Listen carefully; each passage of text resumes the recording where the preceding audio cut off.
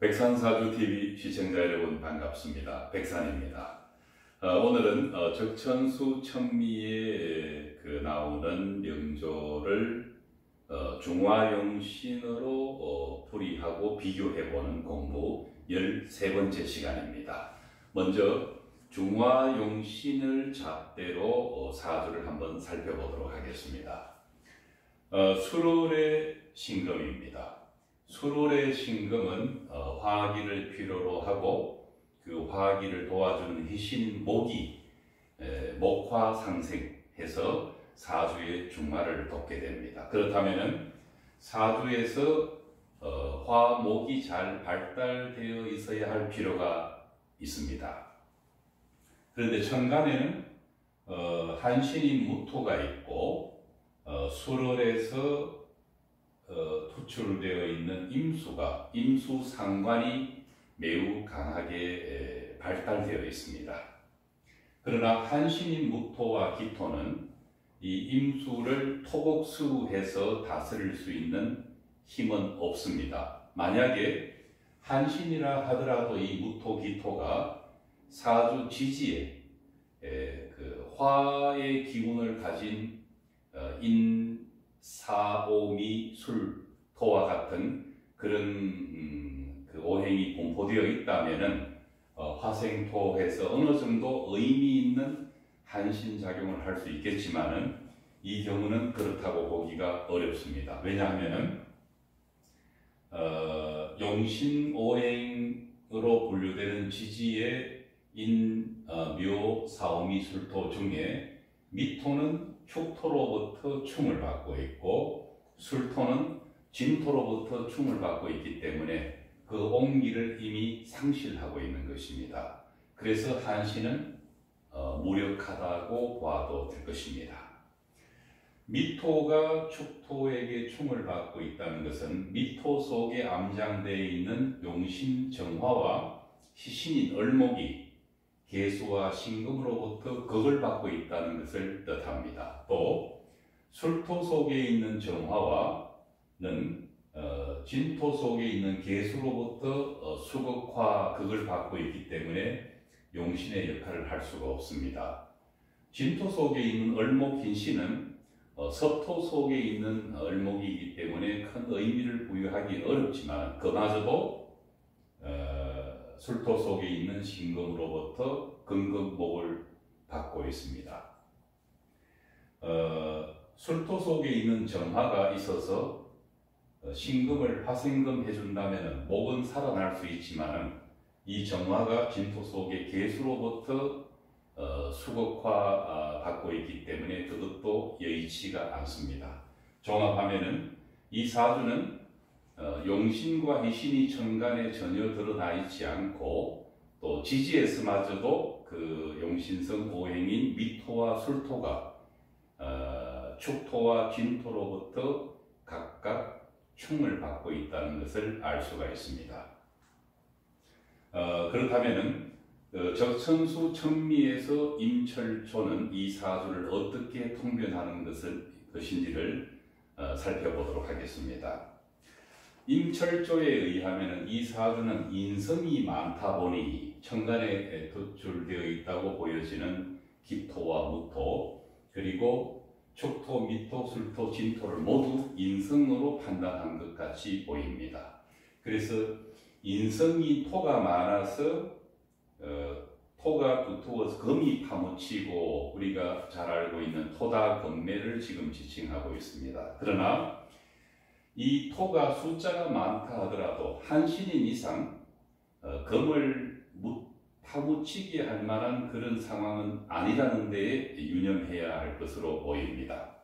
그래서 임철조는 토가 많아서 금이 파묻히는 데다가 임수용신이 여기서부터 아주 중요한 대목입니다. 이 토로부터 극을 받았기 때문에 손상받고 있다라고 표현을 하고 있습니다. 앞서 한신인 무토 기토는 수월에서 도출되어 있는 강한 임수 상관을 극할 힘이 없다는 것을 강조한 바가 있습니다. 이것은 사주를 생극의 논리를 체에 갇힌 상태에서 관찰했기 때문에 그렇습니다. 모든 한신은 기구신을 극할 힘이 없습니다. 당연히 기구신은 희용신을 극할 수 있습니다. 그러나 반대로 희용신은 기구신을 극할 수가 없습니다. 여기서 주의해야 될 점은 용신을 임수상관으로 보고 있다는 것입니다. 용신의 개념이 서로 다르기 때문에 주의를 해야 될 것으로 보입니다. 어쨌든 술월에 매우 강하게 월간에 표출되어 있는 임수상관을 용신으로 본 것까지는 좋았는데 이 한신인 무기토가 가서 이걸 극하고 있기 때문에 용신이 손상되었다고 하는 점은 동의하기가 쉽지 않습니다.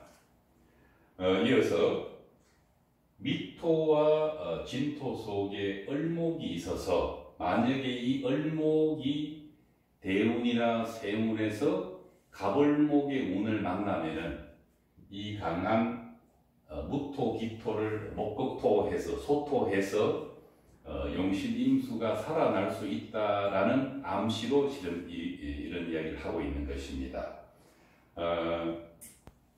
미토와 진토에 을목이 저장되어 있지만 충을 하지 않으면은 대운이나 세운에서 목이 와서 토를 소토하면은 용신이 살아난다는 이야기 뒤에는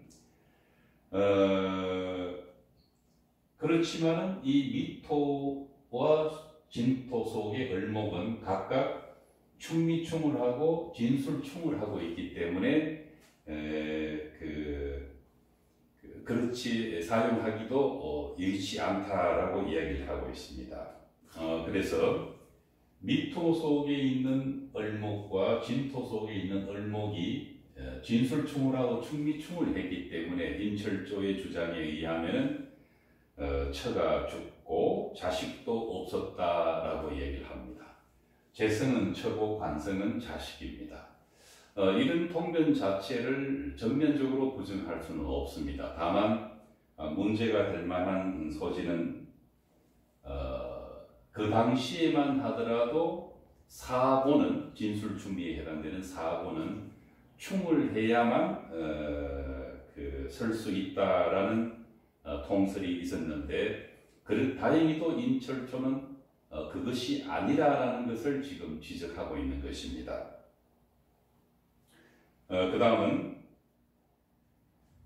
임철조뿐만 아니라 격국을 중심으로 본다면은 용신은 힘이 있을 수밖에 없습니다.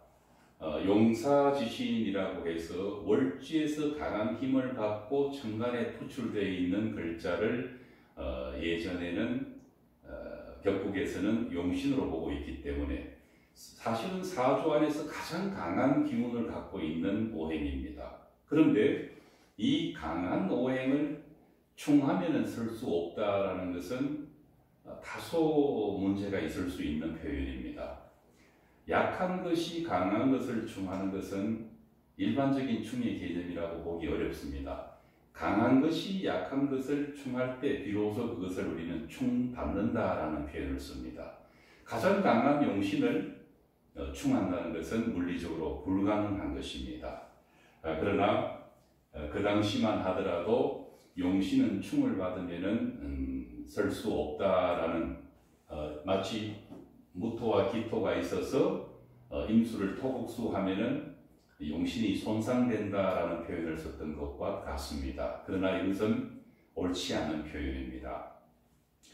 한신인 무기토가 기구신에 해당되는 중화용신을 기준으로 본다면 기구신에 해당되는 사주 내에 가장 강한 오행인 임수 또는 경신금을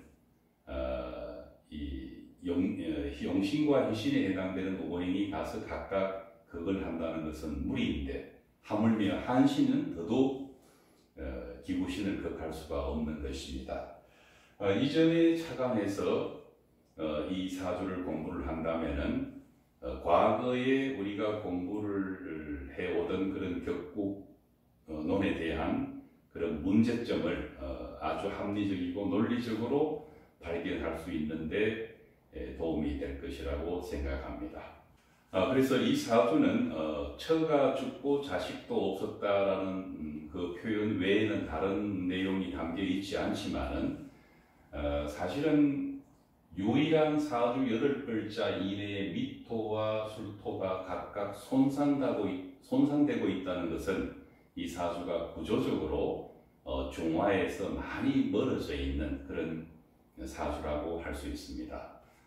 중화용신에 의한 미토나 술토가 진토나 촉토라는 기구신에 의해서 충을 받음으로써 각각 정화와 을목 또는 술토 속의 정화와 진토 속의 을목이 손상되어 버린 그 점을 주목할 필요가 있는 것입니다. 사주에서 이 갑자운이 온다 하더라도 그렇게 발달할 수는 없습니다. 희신에 해당되는 목이 왔지만은 임철조의 말대로라면은 대운이나 세운에서 갑목, 을목이 와서 토를 극하면은 용신이 살아난다는 것은 생극의 논리에 맞지 않습니다. 극할 수 있는 힘이 없는 오행이 극을 한다는 것은 모순이기 때문에 그렇습니다. 또 을축도 충미충을 하고 있는 사주에 다시 축토가 와서 일지미토를 충해버리면은 아주 곤란한 일이 생기기 마련입니다. 그래서 갑목이 대운에서 오든 을목이 대운에서 오든 이 목을 인성이 무기토를 목극도 했다고 하는 것은 잘못된 판단으로 보아야 할 것입니다. 또 갑목, 을목이 오면 오히려 임수상관이 이 가을의 나무에게 원하지 않는 생을 이렇게 해줄 수밖에 없습니다. 그러나 가을의 갑목, 을목은 물의 생을 받는 것을 끓인다는 것을 알 필요가 있습니다. 특히 수가 갑목, 을목에게 수생목을 할 때 토는 큰 힘을 발휘할 수가 없습니다. 토극수해서 제어할 수가 없다는 것입니다. 그래서 병민, 정묘운까지 살았다 하더라도 임수의 공격을 받을 수밖에 없는 관성이 천간에서 노출되고 입목은 그나마 좋은 운으로 볼 수 있지만은 사주 원국이 중화에서 이렇게 멀어지다 보면은 이런 병인 정묘운이 온다 하더라도 크게 발달하기는 어렵습니다. 모름지기 아무리 좋은 운을 만나도 사주 원국이 그 운과 잘 호환을 해서 사주의 중화를 도와줄 때 비로소 운이 발복할 수 있는 환경이 되는 것입니다. 다음 시간에 뵙겠습니다.